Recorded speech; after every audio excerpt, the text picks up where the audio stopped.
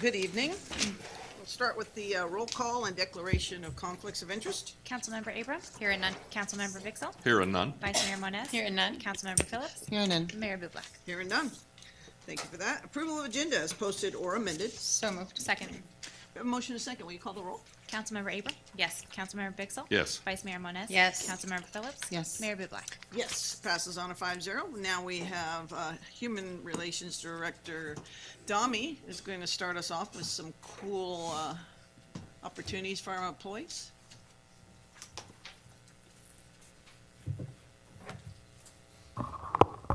Thank you, Madam Mayor, and good evening, everyone.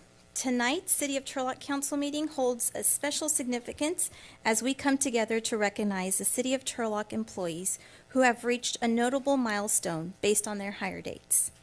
My name is Jessie Dami, Director of Human Relations Department, and it is truly an honor to stand before you this evening as we celebrate the commitment, dedication, and hard work of our City of Turlock employees through the city's Years of Service Awards program. This year, we honor employees who have achieved 1, 5, 10, 15, 20, 25, and 30 or more years of service, with the cutoff date set at June 30th, 2024. In total, this year, 93 individuals are being recognized for their service to our city. Before proceeding, I would like to invite HR analyst Taryn Perry and Tiffany Denoda to join me in distributing the certificates this evening. Thank you both for your dedication in organizing and coordinating this year's program, in addition to your regular responsibilities. Your efforts ensure that each of the 93 employees were personally recognized in a meaningful and memorable way. Additionally, I want to express my gratitude to Principal HR Analysts Allison Arias and Darlene Ingersoll for their support. Your willingness to allow Tiffany and Taryn to focus on making this program possible is greatly appreciated. While not all 93 employees are present today, we take this opportunity to celebrate the 8 individuals who could join us. The Human Relations Department will be reaching out personally to the remaining 85 individuals to ensure their achievements are also recognized. To each honoree present this evening, thank you for taking the time to be here on behalf of the city, and from the bottom of my heart, I extend our deepest gratitude for choosing to make Turlock your place of work. I'm confident that City Council members and my colleagues share in this sentiment. The employees of the City of Turlock are the driving force behind the city's success. Thank you for your dedication, tireless work, and continued service. It is a privilege to celebrate your commitment to public service, your loyalty to the Turlock community, and your support to one another. With that said, I will announce each milestone year and the employees who have reached these significant anniversaries. As your name is called, please come forward to receive your award and remain at the front for a group photograph with Madam Mayor Amy Bublak. After the photo, you are invited to greet with Mayor, City Council members, city staff, and department heads. And we'll begin with 1-year service anniversaries.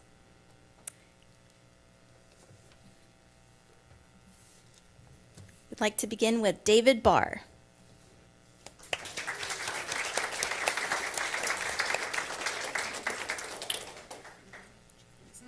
Okay. You can have his stand, right? Thank you. Yes. Next, Senior Account Clerk Vanessa McGee.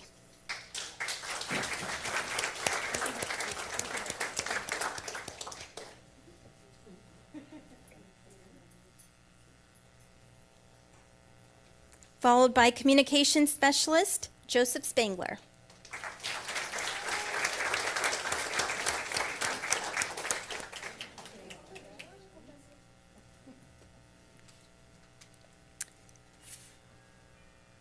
Followed by 10-year Service Award recipient Sam Silvera, Senior Information Technology Analyst.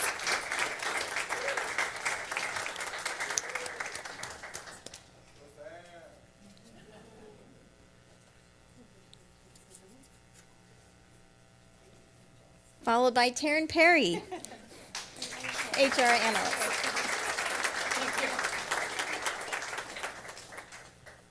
Now we are jumping over to 25 years. 20 years, sorry. Division Chief Mike Harkson.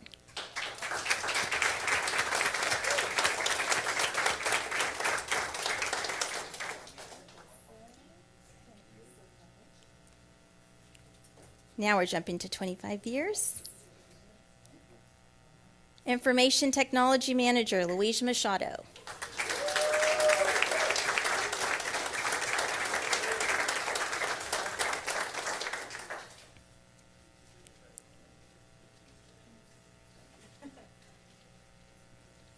Followed by Development Services Director, Adrian Werner.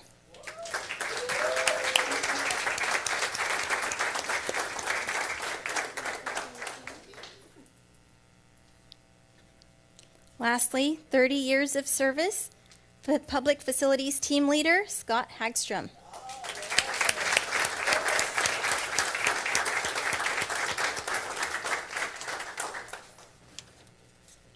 Thank you all. Am I missing anybody? Okay, very good. Yes, absolutely. Tighten it up, let's go, people. Proud of your employees, come on, let's go. Let's go, Vice Mayor.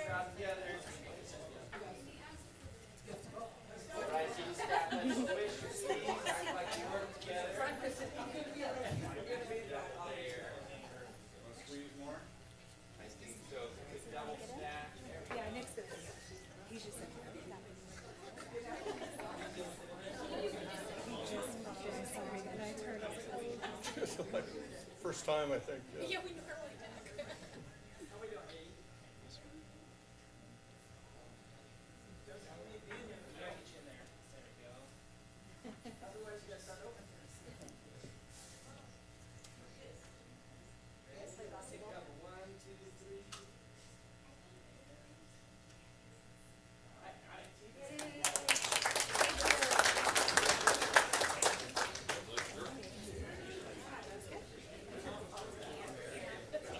Yeah, no problem.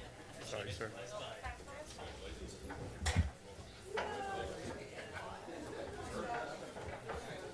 Congratulations.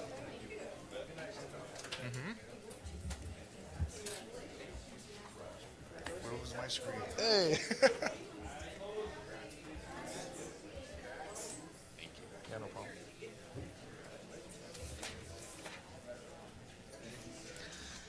Thank you, Director Dami. All right, so the next is our opportunity to have public participation. I do have some cards here, and I will start with the first one. Miltry Weller.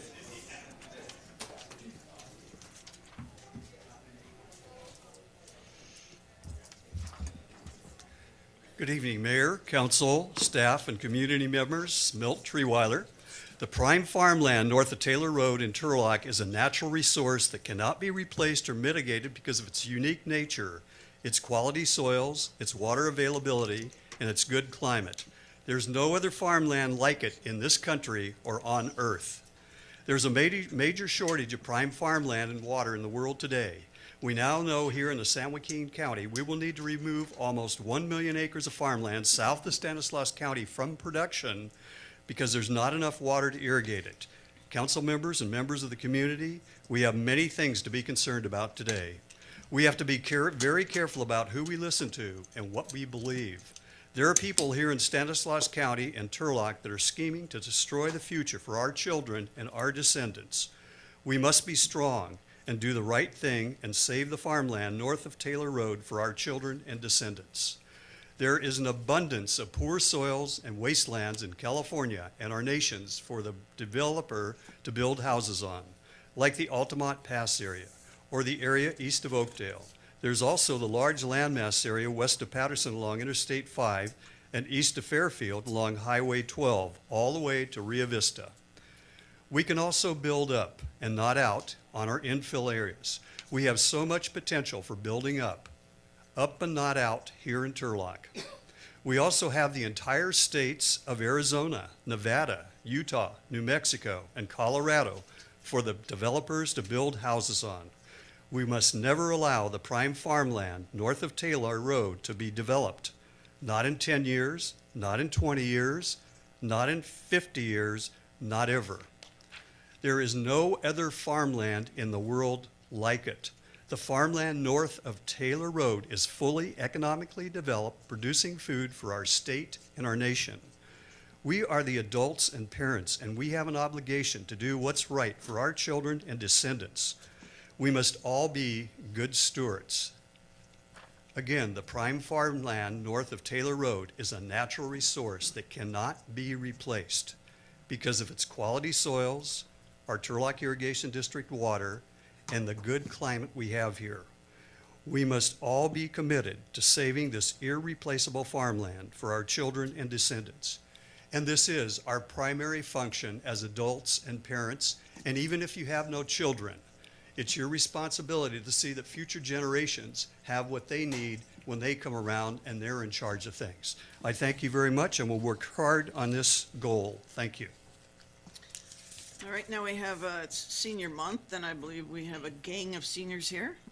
Kathy, are you coming by yourself, or? You do what you need to do. Yeah, bring the gang. I believe there's a packet that has the copy of Coming the right letter now. that I'm going to read, and also photos of my mom, Turlock Coffee, and Mary that I'm going to be talking about. They are here. I'm speaking on their behalf, and members of the Senior Center. So, Go ahead. start, okay. Good evening, Mayor and the City Council. Thank you for allowing me to speak. I am writing to bring to your attention a matter of urgent safety at the Turlock Senior Center following a recent incidents that have resulted in harm to two of our members.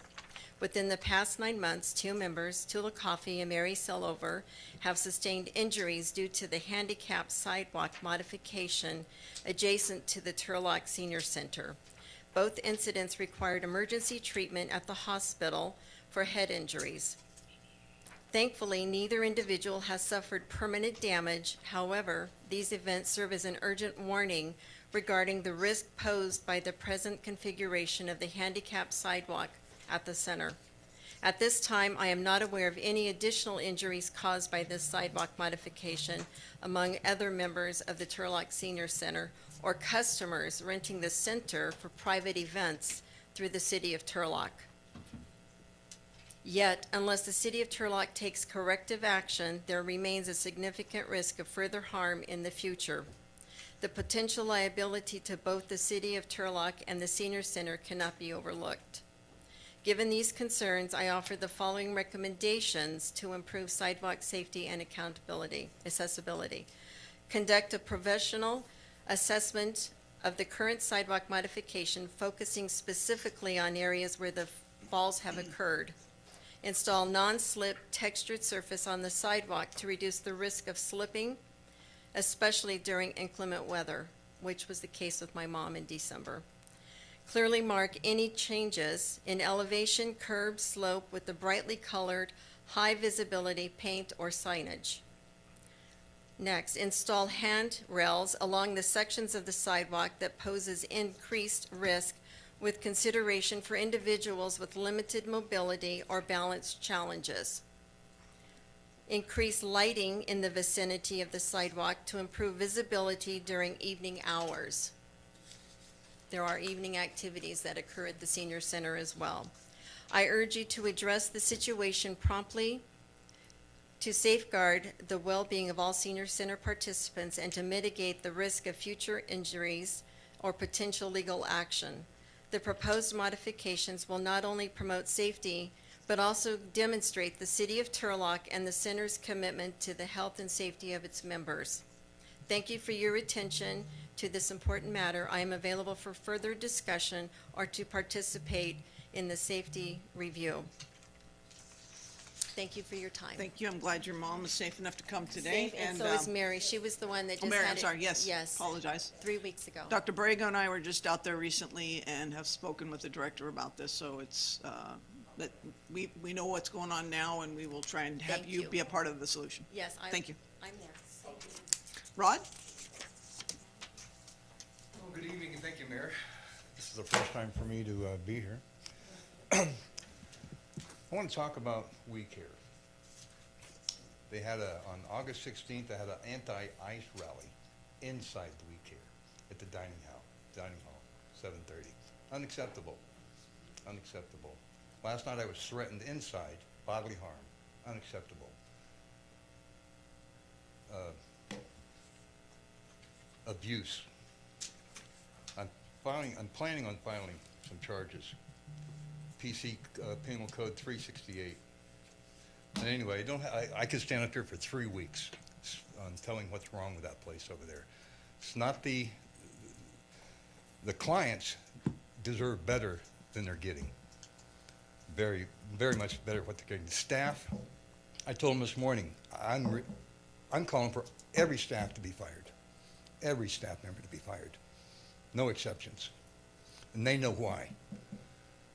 Give me a meeting and I'll tell you why. I'm going to be retaliated on, still living at We Care. I'm a 72-year-old veteran and I'm had it with that place. They could do more. These guys could benefit more. And let's talk about the galley or the kitchen. $2.2 million kitchen, I'm told. They don't use it. They do use it. People bring food in, and we appreciate, but you cannot bring food in and serve it that's already prepared. You have to prepare food there. Nobody has a health certificate except for Michelle. Nobody else, let me tell you, a gross one gets a picture across. They're serving food with no gloves on. I questioned the young lady. She told me I didn't have to eat there if I didn't want to. Next, guy picking his nose in the bag with croutons, putting them on the food that's sitting out there for a half hour. It's a lot of BS. Let's do something about it. Let's get the board of directors on it. Something. This is not over. And if I get retaliation, it's going to be terrible. I'm not going to have it. Ask me questions if you want, or have a meeting, something. This is BS over there. I believe the chief got your Yes. information, and he'll have somebody reach out. There's to you. more information. Oh, I can't, yeah. If I get retaliation, it's going to be terrible. Thank you. I pray you don't. Or I can't read this last name, but it's something about spay and neuter? Thank you, I'm sorry, I couldn't read it. What's it say? Right here. What is it?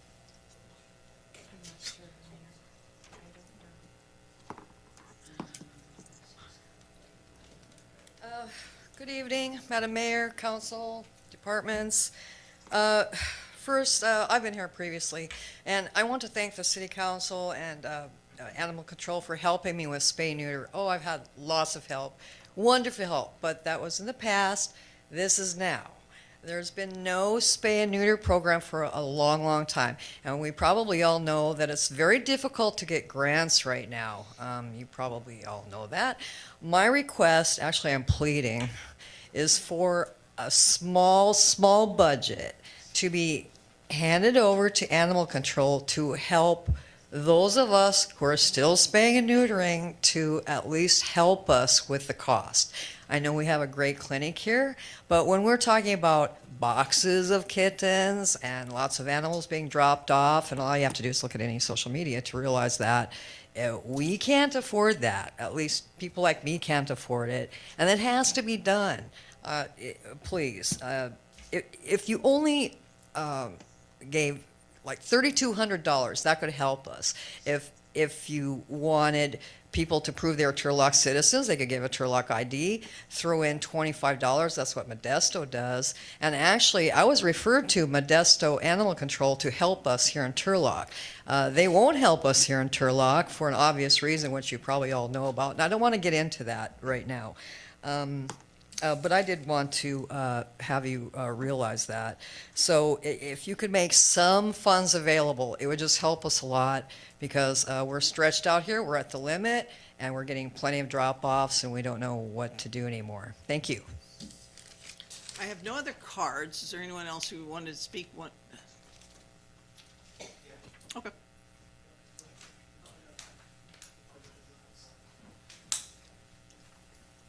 Hello, everybody. Hello, everybody from Turlock. My name is Mike Barco. I'm a school teacher and inspector. I'm coming here because I'm very disappointed I haven't gotten results from reaching out to the city. One of the things I'm especially disappointed in is when I email people from the city of Turlock, it takes over 10 business days for a response. And then after that 10 business days, I have to follow up and say, hey, how come you haven't responded to me? And then I'll get a response the following day or 2 days later.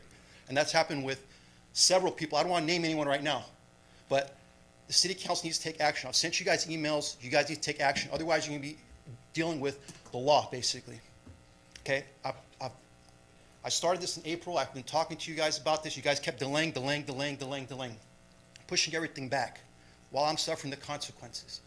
People have come to my home. They've violated my space. They've trespassed. They've done illegal repairs. And I've told you guys about the legal repairs, and you guys aren't doing anything about it. Go find your attorney, go do your own thing. That's what the Building Safety Division is here for the city of Turlock. When someone has a building issue, when something needs a permit and it's not getting permitted, and they're doing illegal repairs once, twice, 3 times, where the police have to be called every single time, and you guys don't do anything about it, that tells you there's something corrupt going on over here. And I'm going to be bold and courageous, just like the prayer said at the beginning. And I'm a teacher. And I'm telling you guys need to fix this. Otherwise, everyone's going to be held accountable. Everyone will be served. Everyone that's been involved in this whole thing, you guys know who you are. I'm not calling one out right now because you guys have time to fix this. But I will be coming back. And this is going to be continue to go on until there is accountability and there's trust built back in the city. We need trust in this country, and it starts with us. We're the people that have to come to the city's meetings and speak to you guys and speak to the rest of the city so you guys know what's going on. That we get disrespected. Someone like me who served, who's went to school here, who grew up here, went to high school here, went to elementary school here, went to college here.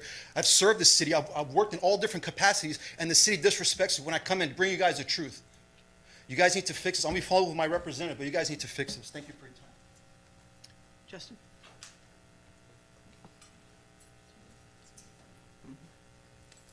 Good evening, Turlock residents and council. Justin Farkas representing the office of Assemblyman Juan Alanis. For those of you who stay privy to what's happening in Sacramento, we just finished up our legislative year. So all legislation that has gone through the process thus far was required to be approved by both houses in the legislature last week. And we have made it to that point. So Assemblyman Alanis had the pleasure working with his colleagues in both sides of the legislature to pass 3 bills up to the governor. Those are bills AB 16, 17, and 318.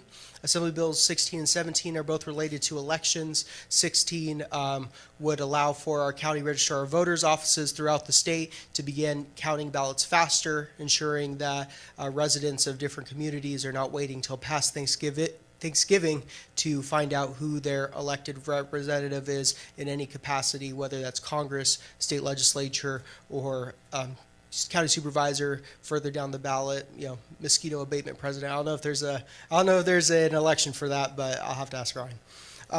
Assembly Bill 17 provides universal precinct map access to residents free of charge.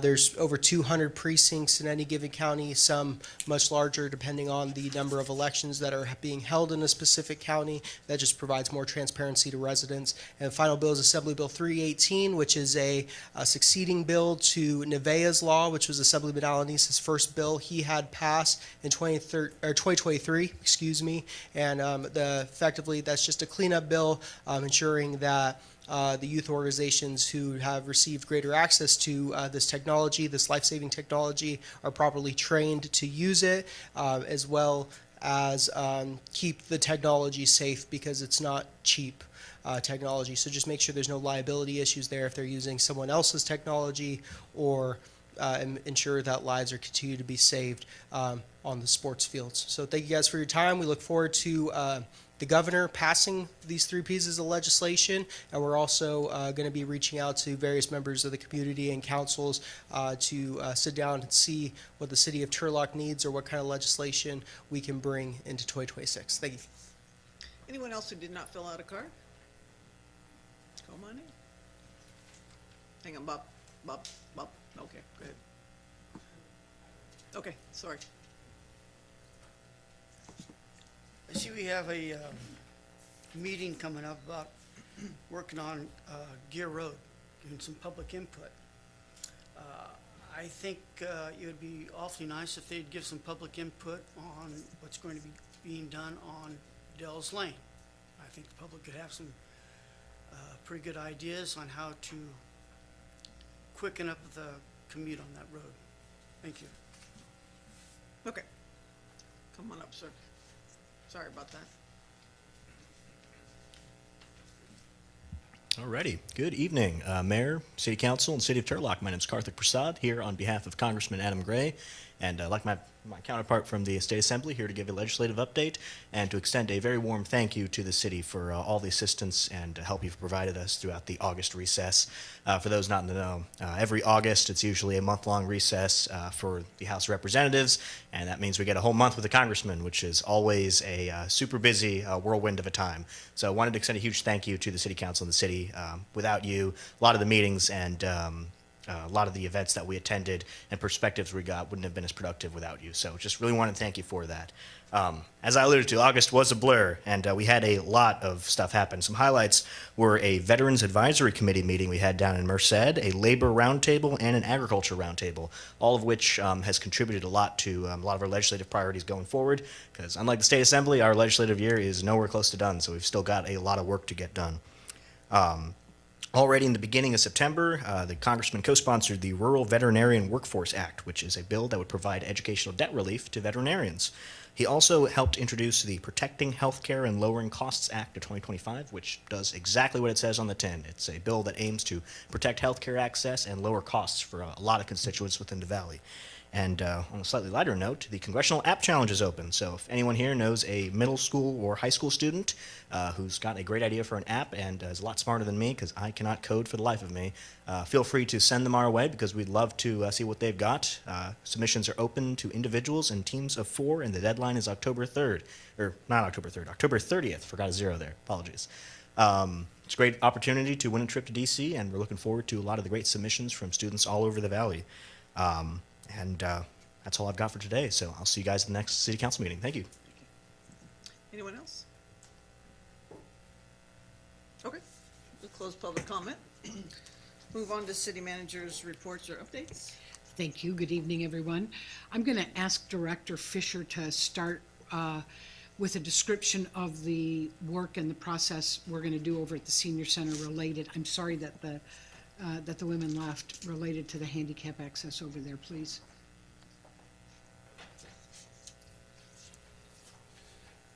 Thank you. I know at the last meeting, we talked a little bit about that work that was, that we had to reject the bid because it came way too high. So we've re-advertised that from 21 days to 30 days per the request of the council. Expect that to come back. And we're going to try to get that on the 11/18 agenda. And that work will include the push to open doors, all of the non-touch items in the bathrooms, and there's some tile work as well as the entrance work on that.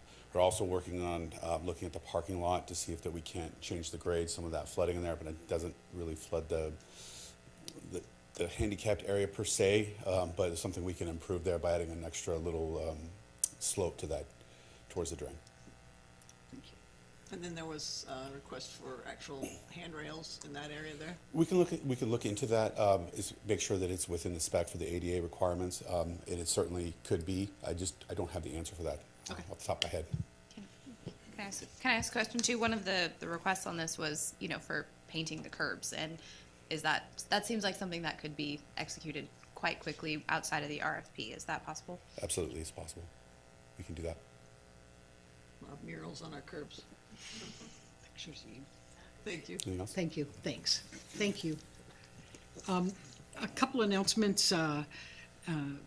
TPD that is going to be doing a trick or treat to meet at the Turlock Police Department. I think the chief might be bringing in donuts. For what? Tootsie Roll? And I'm not going to give all the that was wrong, wasn't it? He's going to bring one of those fried donut wagons. That's what he's bringing. I want to give a couple announcements, and I'm not going to go into details because these are all in your agenda, but the Pittman Preview of Champions Marching Band and Parade Competition is coming up this month. The public information meeting that Bob mentioned about Gear Road pavement project, and there's a business workshop with Apple speakers that's happening in October. So those are a couple things coming up. I want to mention that Muni, the water control, quality control study kicks off.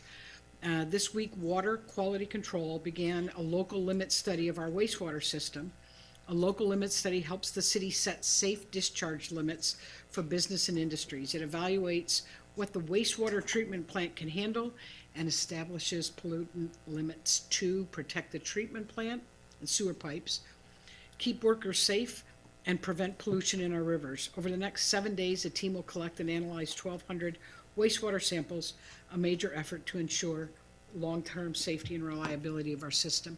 Whenever I make these kinds of announcements, I'm reminded of how much I learn every day about the things that no one ever sees but are critical to our safety. And I always want to just highlight that those are going on in the city every single day, in spite of the fact that there are times that we disagree about things or we have different perspectives about things. There's a group of people on staff here working all the time to make sure that the citizens of Turlock are safe in multiple ways. I also don't tend to speak to public things, but I do want to say that sometimes there's expectations that the city take responsibility for things that we have no jurisdiction over. And Mr. Barco and I have met and we talked about agreeing to disagree. And he was clear with me that he wouldn't agree to disagree. So we let that sit there.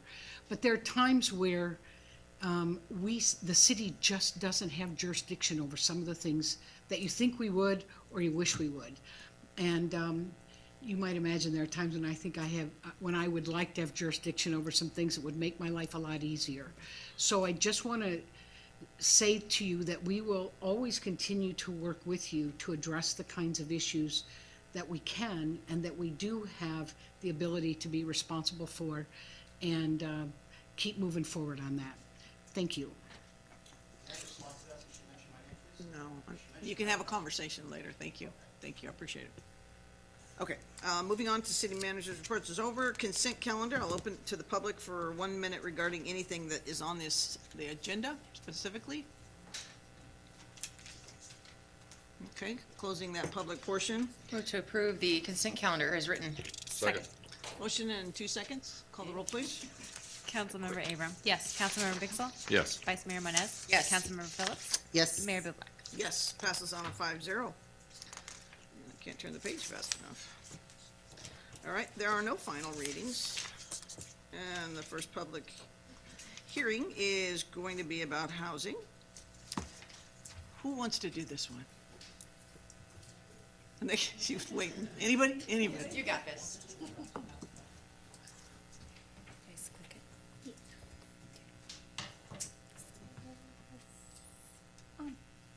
So just click the forward button? Okay. Good evening, Mayor, members of council, and members of the community. The item before council this evening is the approval and authorization of the submission of the Consolidated Annual Performance Evaluation Report, or CAPER. This is an annual report. Holy smokes. The forward button didn't work. Is that an exclamation point? It's the other one. There you go. Okay. I was going back.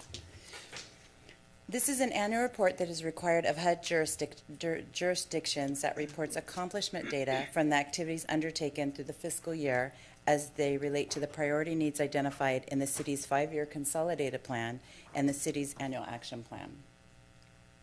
Currently, the city has the following HUD funding: Community Development Block Grant, CDBG, Home Investment Partnership, or HOME, Home American Rescue Plan, or Home ARP, and Community Development Block Grant CARES Act, or CDBG-CV.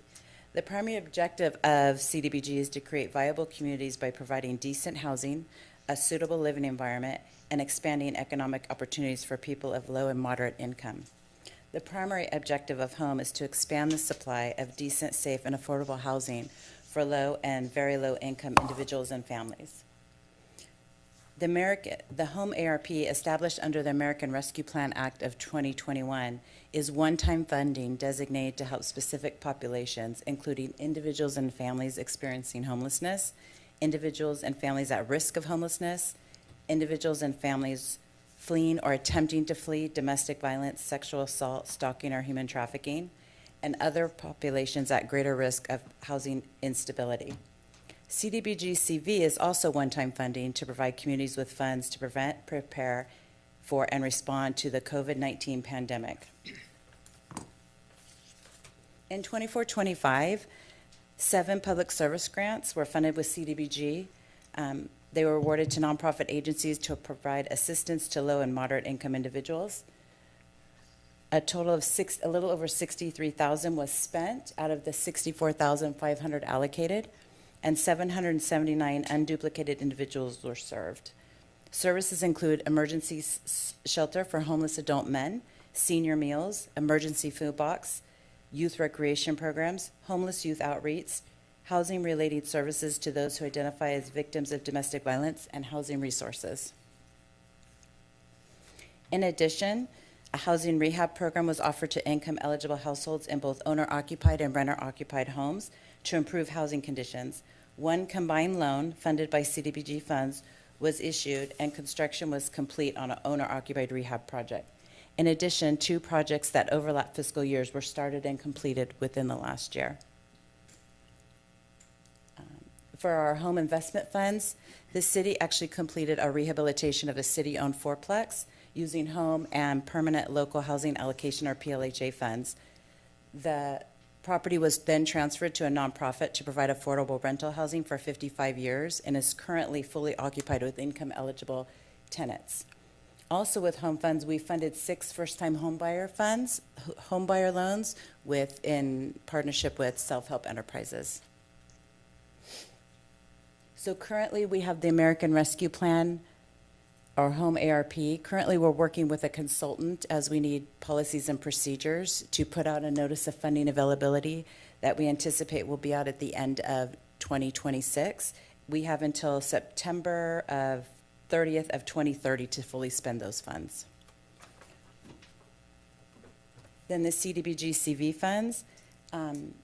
This year, we did some project management. We're starting on a project at the Senior Center for HVAC and roofing, and then we have the bids that are coming back for the Marty Yerby and the rest of the projects at Senior Center. Those are anticipated to be completed by August of 2026, and those funds have to be spent by September 9th of 2026. So staff is asking council to approve and authorize the submittal of fiscal year 24-25 caper to HUD. And I'm available for any questions. Questions? I'm sorry. So, Ms. Figueroa, Yes. In your department, right, there's lots of different acronyms and lots of different reports, right? So just for the public who wants to follow along, the con plan is we tell HUD our 5-year plan. Correct. And then the annual action plan, we tell HUD, this is our 1-year plan that fits within the 5-year plan. And then we get this, which is the report card. Correct. Right? Correct. And I apologize for springing this on you, but I wonder if you would like to maybe compare some of the numbers that we're seeing in this year's report card to kind of where we've been. And I'll lead the witness a little bit that we've done more in the last year, right? Yes, we've done more. Was that a question? We've actually, I think this is the first year in probably 3 or 4 years that we've spent home funding. And we've done 1 rehab a year in prior. We actually met with probably 15 to 20 homeowners for owner-occupied rehab that didn't fall through, that fell through. So for example, they decided they weren't ready. So we go out, we do the legwork, and they say, I don't want to do that. That's too much. So that's what's unfortunate is the legwork is there. We actually have a first-time home buyer that might close soon, which we're very excited about that. So yes, we've done more. We also got the PLHA funds. So we've used those to rehab the fourplex, and we're actually using those to rehab the current city-owned properties that we still own. Yeah, and and this all predates the new kind of changes that we've been making to the Yes. first-time home buyer and to the rehabilitation. So, I mean, we're on a trajectory to continue to have more in there. And I think you said the first-time home buyer, that was basically all the self-help developed properties. Correct. But my Okay. understanding is we partnered with Self-Help, that was our land, that we partnered with them, and it was a 20-year project. So we actually did 6, because this is just the HUD report, but we actually funded a total of 9. 3 were with CalHome, which is state funding. So we did a total of 9 last year. Excellent, thank you. Any other questions? Okay, let's open it to the public. Anyone wishing to speak on this item?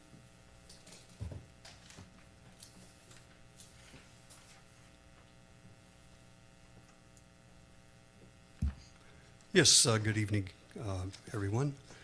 I've actually attended council meetings now for 11 and a half years, and over those 11 and a half years, starting approximately 6 years ago, there was a major decline in the amount of money that was being spent on low-income anything, regarding low-income housing or low-income, anything that would benefit low-income people or anything that would benefit the homeless. We had the Stanislaus County City of Turlock Consortium that some people on this council voted to give away, and it went to the Stanislaus County. It was one of the great funding sources. It gave us the Avena Bella complex, which is one of the greatest complexes we have here in Turlock. And it was sad to see that $2 to $3 million that could be spent on housing of that nature taken away from us, but that's what happened.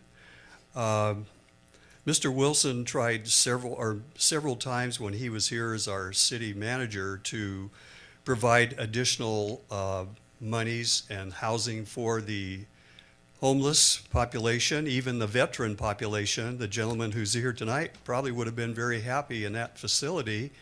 It would have given veterans housing. It would have been protected housing with camera systems. He would have enjoyed it very much. And that was turned away. There's so many projects that have been turned away that it's sad to see that. It is nice to see that in the last year, some things have gotten better. But over the past 6 years, things have gotten bad. And that's something that we need change in. Change is what will make that better. So I'm hopeful that we can work on this and make sure that we get the money that's due to us. It's tax money that we pay. Our citizens pay this tax money. And we want to use the money that our citizens are paying to help the low-income people here in Turlock. Thank you. Anyone else?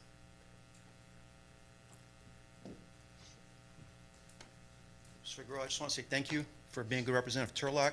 Even though I'm not here at the meetings all the time, but the cameras we have here, for those of you guys who don't know, you can watch us on YouTube Live. So I see your presentations. So thank you for the good work that you're doing. I know you're putting hard work within your parameters. So thank you. God bless. Thank you. Anyone else? Okay. Yeah, Ron? Yes? Couldn't tell if you were moving. I don't know if I really want to say this or not. Okay. The CC 915, the veteran housing project that was referred to, you guys, it ended because the owner of CC 915 was not able to make it a going concern in the future. I remember that we were told by staff, hopefully I get this correct, that he wasn't able to get enough vouchers to be able to, vouchers for housing, commitments for vouchers for housing to ensure that it would be a viable concept. Plus there was a low detail of him dying, which kind of, put a little problem in the thing. So, and he was also at the same time working on a housing project in Merced that I've gone down there multiple times for veterans, which was another shipping container based project. And that was put on hold, and I think it now finally has begun again after about 2 or 3 years. So that's all. Anyone else who wishes to speak on this item? Okay, we'll close public comment. Bring it back for some comments, or? Move to approve 10A. Second. We have a motion and a second. Will you call the roll, please? Councilmember Abram? Yes. Councilmember Bixel? Yes. Vice Mayor Moniz? Yes. Councilmember Phillips? Yes. Mayor Bublak? Yes, it passes on a 5-0. Thank you, Ms. Figueroa. All right, police department's coming up. Who's really doing this? Sergeant, the good sergeant. What? Wow. Rochambeau, you lost.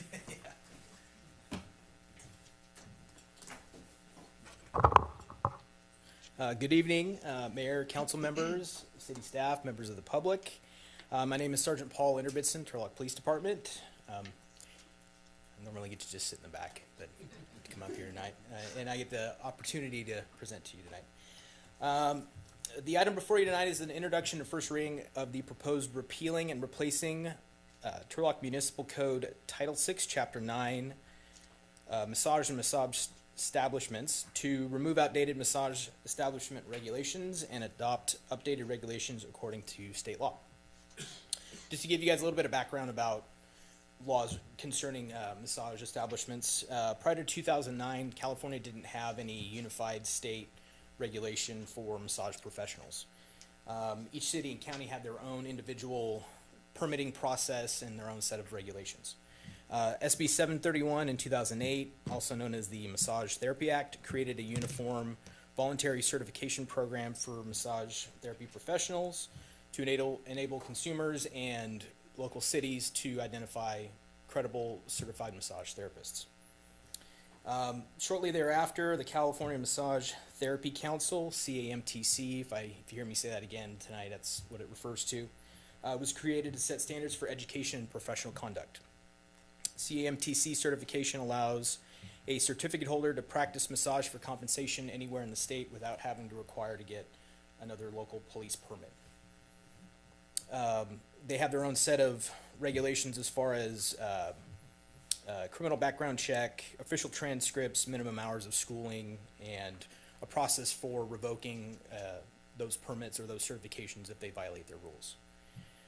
Our Turlock Municipal Code was last updated in 2010 to comply with the requirements of SB 731, but we still maintained our local ability to issue permits. This permit process that we do in-house can be exhaustive for city staff, and we're essentially doing the same work as the state certification board, just with less internal knowledge of the same process and industry standards that they have.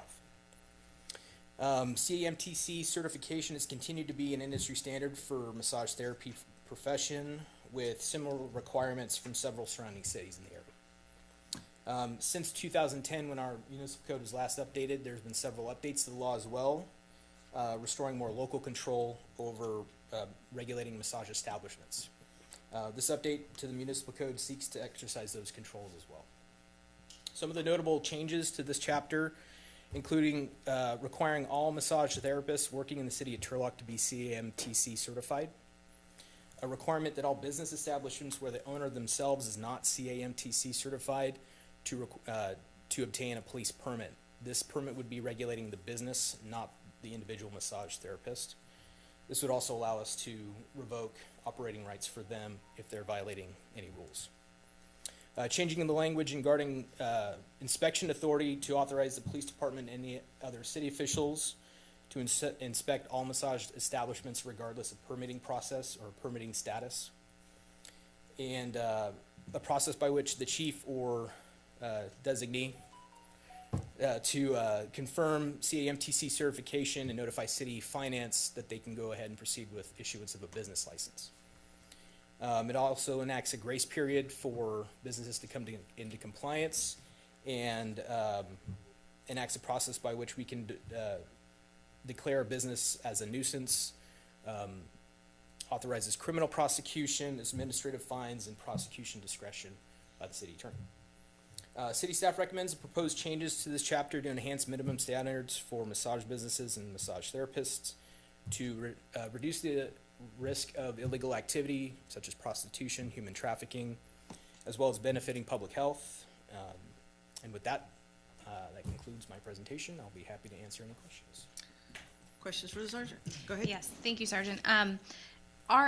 Assuming this goes through its readings and is enacted, and are there plans to have some sort of like informational communication with current permit holders or people with business licenses of this type, so there's no surprises? Yeah, absolutely. I already started reaching out to a couple of individuals, to both that I know are CAMTC certified and ones that are not, to discuss proposed changes down the road.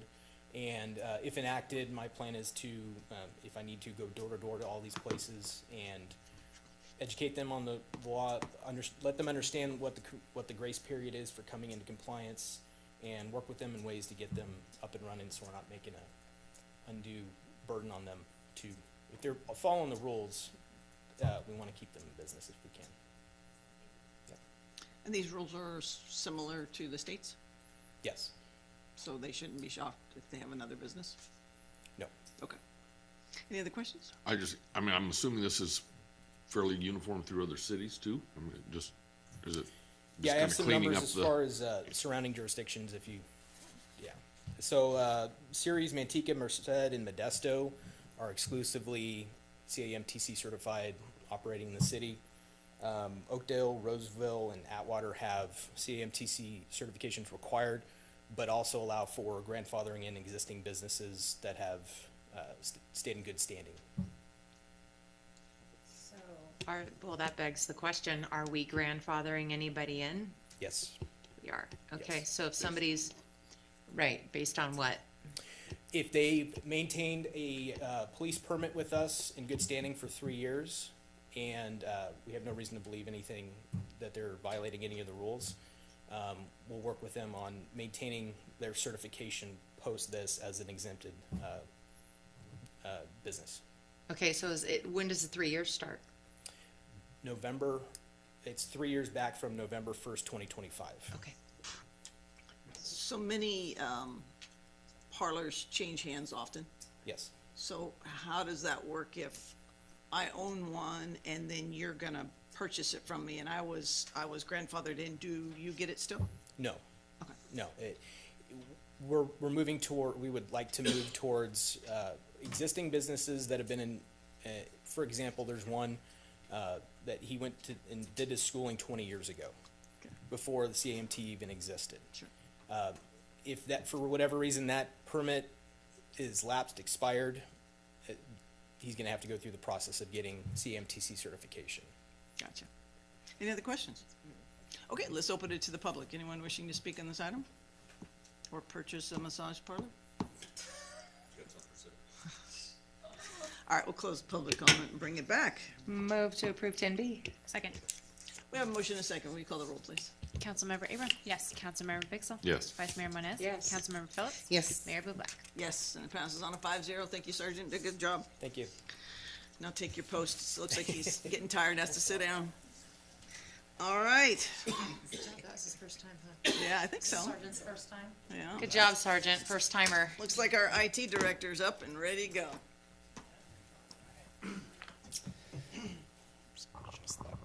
All right. Good evening, Honorable Mayor, council members, members of the public. The item I have before you tonight is for a motion to approve an agreement in a form approved by the city attorney for the purchase and installation of upgraded audiovisual technology equipment for the Emergency Operations Center, or what I will be calling the EOC, from Fund 119, which is American Rescue Plan Act, or what I'll refer to as ARPA. I'd like to share some background information related to this item. The City Council approved the appropriation of funds from ARPA for the EOC technology upgrades at the May 28th, 2024 City Council meeting. The allocated funds were to be used for the following items. This included cybersecurity network and computer upgrades within the EOC, an unmanned aerial systems, or UAS or drone live streaming service, and a video wall, audio output, and video conferencing upgrades in the EOC. IT staff have been proceeding with the cybersecurity, network, and computer upgrades for the EOC, and have been working with current vendors through existing procurement contracts and procurement methods. These upgrades include secure internet, network, and wireless connections that can keep communications reliable during an emergency. We've also procured laptops that can be docked at our instant command workstations we have within the building in the room, and they can also be undocked and used anywhere within the room. This gives staff more flexibility to work wherever they're needed. In addition, we've also been evaluating mobile data hotspots that have dedicated public safety priority network connections in the event network gets congested during an emergency. These will be deployed within that room for emergency personnel that would need to use them within the room or outside of the room. And then the drone streaming services are already in place, and our hope is to have those accessible within the OC once these upgrades are approved and completed. So I'm here tonight to request approval for the agreement for the purchase and installation of the upgraded audiovisual technologies. Currently, the EOC is equipped with a projector and a standard desktop computer that's connected to it. This setup's limited in resources and output capabilities. We can just really pull up what's at the computer screen at the time. Since the approval of the funds, or appropriation of the funds last year, the following tasks have taken place to prepare this proposal before you tonight. So IT staff performed a comprehensive review and assessment of the room to identify upgrade opportunities. We looked at power, data, where things can be placed, what opportunities we have to put in technology. We researched available technologies and reviewed their capabilities, especially when they're used in emergency. We strongly considered user friendliness so that that room can be used right away. We considered the technology to operate 24/7, so is it something that can be powered on and used for a long period of time without overheating or freezing on us. And then we also looked at the opportunity to scale solutions if our needs grow as a city. And then lastly, we want to make sure it fit within budget. We also explored options with audio-video integrators, and we collaborated with public safety personnel to gather stakeholder feedback to ensure what we're planning to put in the room will meet their overall needs. And we also worked with our emergency management team to also ensure that met their needs. I also engaged with the Municipal Information Services Association of California to review past EOC upgrades within other cities and other build-outs that have been done with the goal of receiving vendor feedback and experience working with specific vendors out there. And then we worked closely with the city's purchasing division to identify an ideal procurement path. So the proposed agreement within this item includes a video wall processor, and a video conferencing system. The equipment will allow for up to 16 different sources of output, which could include camera feeds and streams, mapping and perimeter tools, news broadcasts, and video conferencing services like Teams or Zoom, all up on one screen, all at once, that can be arranged in whatever's most important visually. In addition, the room will have a PTZ camera, an upgraded sound system, and a microphone array that will allow staff to video conference while in the room without needing any kind of specialized equipment right at their desktop. Currently, the desks in there move around, where our goal is to include technology that can pick up any area of the room and then output to any area of the room. The system will allow for user-friendly access. I want to confirm this with the vendor. For basic use, the system can be have a laptop plugged in and display what's on the laptop on the screen if you need to do a presentation, and then it can be used for advanced use where multiple sources can be displayed and arranged, giving staff what we like to call a single pane of glass view of information related to the emergency or critical incident. The goal too, this system can also be used when the EOC is not activated for an emergency. We can use it to support staff training. We can do internal briefings and bring up visuals onto a larger screen if we need to share those with a group. And then we can also do large group video conferencing, so it also makes for a video conferencing station. So the proposed agreement and purchase ensures the EOC is equipped with modern technology that strengthens response, enhances communication, and supports faster, smarter, and safer decision-making. Are there any questions about the proposed agreement? Questions? That will include fuses as well? Yes, that would be one of the 16 sources, so there's a lot happening over there that we need to bring up on one screen if we need to. It's amazing. Why do I feel like you're downplaying the awesomeness of all of this that's going to go Good into this question. room? I had to convey this in a public-friendly manner, but I can get technical if you want. He But, can get all nerdy I'll on save you. that for later if you have questions. and excited, huh? Yeah. And him too. Okay, let me open it to the public. Anyone wishing to ask a question or speak to this comment? Ron?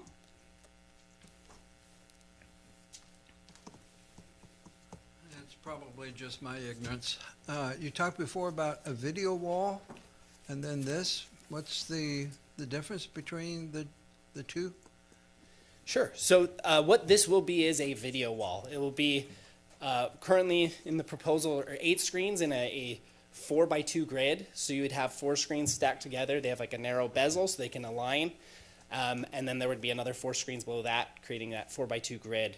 Those are all connected. They can be daisy chained together to provide one video output like this screen here. And then they go into a processor that also has software tied to it so that we can provide like physical video sources, which could be a HDMI connection, or it could we could do, we were calling it IP video sources, so over the network. But really this is going to be the video wall with conferencing equipment with it. Okay,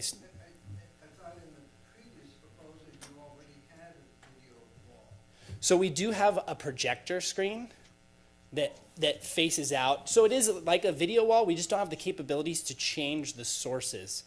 So for us, it would be just like it's kind of like a single laptop. We can bring up a window and we could adjust those. This solution will allow us to pre-build templates where we can, put 8 items on the screen. We can go 16, or we can do 1 large item and 4 smaller. I mean, there's a lot of adjustments we can make. So There's a difference between 1990 and now. yeah, it's gotten pretty advanced. Anyone else wishing to speak on this?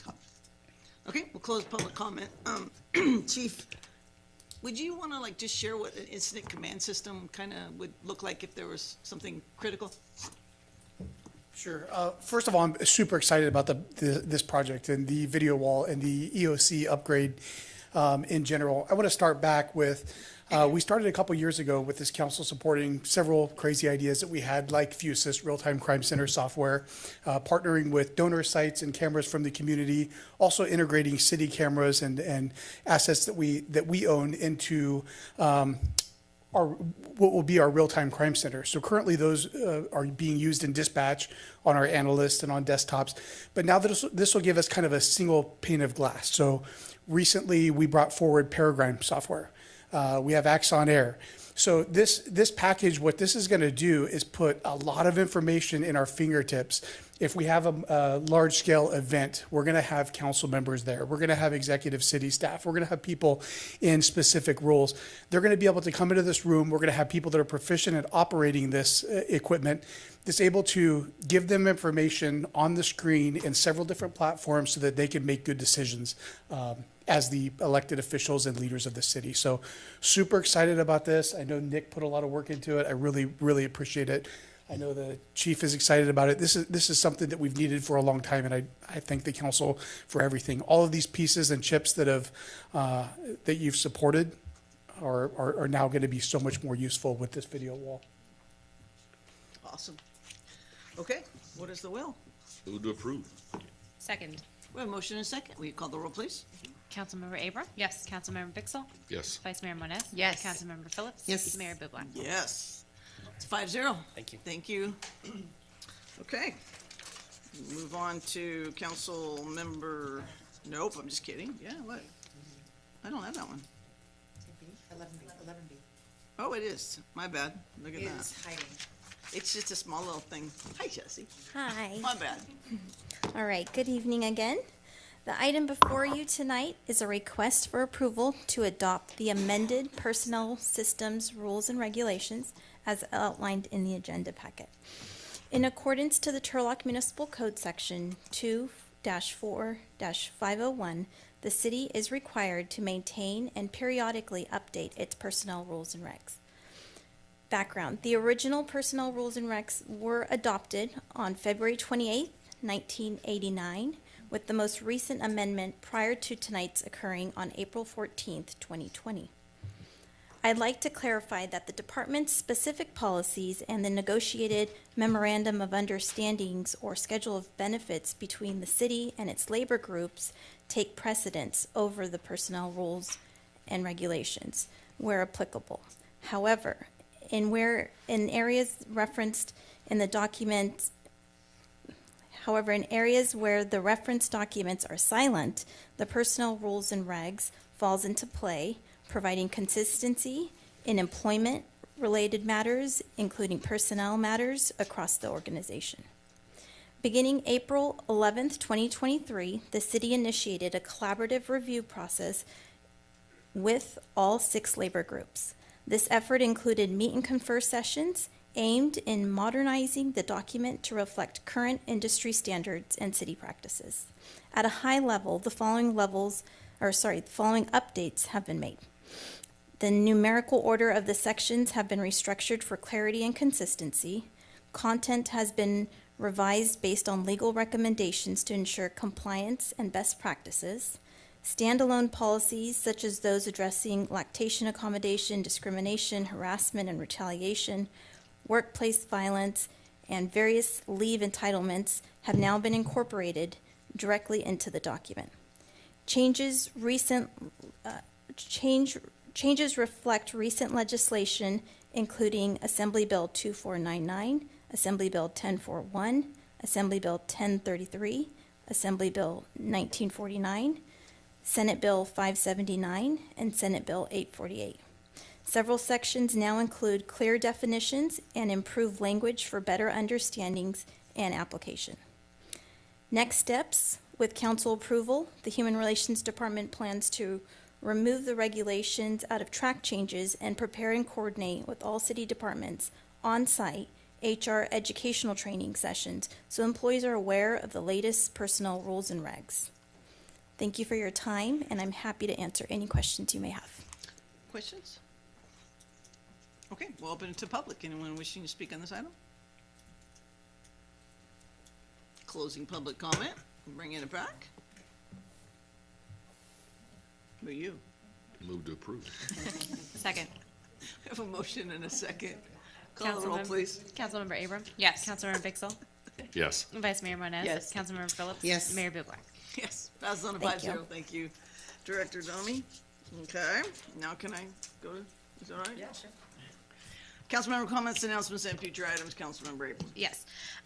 So, going back to my comments about the caper, and our numbers were improved in using first-time homebuyer because the supply was slightly higher in this time period. And I would just, like to point out that if we want the new and improved first-time homebuyer program to be successful, and the other programs that we're trying to enact, we really need to be working also on the supply of those types of homes for people to buy and places for people to live. So I would like to see, as we have the housing element come back, to kind of get into the policy details of like what the city can do to work with partners to increase the supply of different types of housing in the city.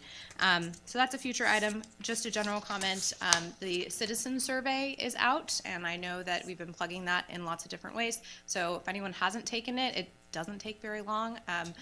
Director Sims, I don't know how long it's out there. When are we closing it? End of October. So you have like one more month. But I think that's really important. I think it's great that we're doing it because the more information we get, the better, so we can have better output for everybody. So please take the survey if you haven't. I just want to put a plug into my Turlock app and the little updates I get about notifications. Without being a techno idiot, it's pretty darn simple, and I find Sorry, it Nick. pretty cool. No, that's me, not you, Nick. So I appreciate it. It's fun. Vice Mayor. Councilman. I would just like to take a brief second to talk about the PG&E road construction on Gear Road. Mayor Bublak, thank you for sending out the letter to PG&E. They had now shift their work to be in the evening instead of during business hours, which is a huge help for everybody in Turlock, I'm sure, especially during business hours. So thank you for that. Thank you.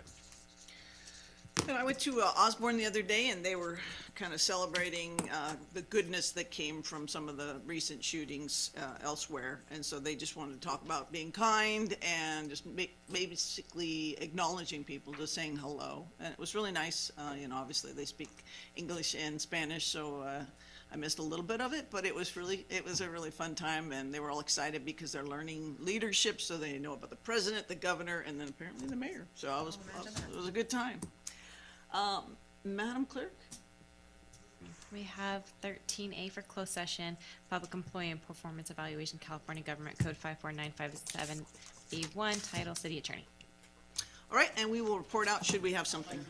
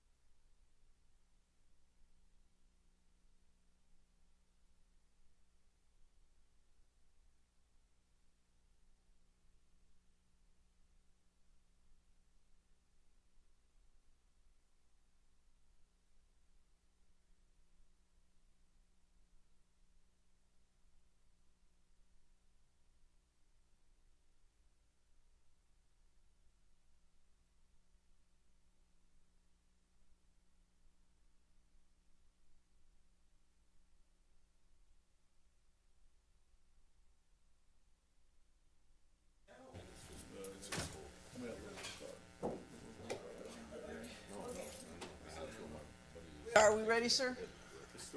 IT, sir? Good to go. All right, we are back. We have nothing to report out, and we'll see you in a couple weeks. Adjourned.